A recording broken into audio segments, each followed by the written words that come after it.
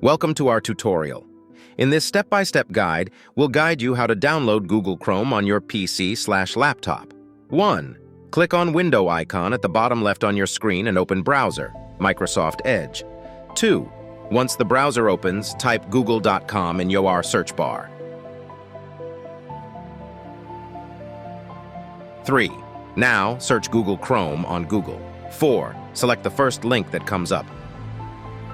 5. Click Download Chrome. 6. You can see the downloaded file in your downloads. Open that file. 7. Now you will see that Google Chrome has started installing on your laptop. 8. Once it will install, it opens up and you can start using it. Congratulations!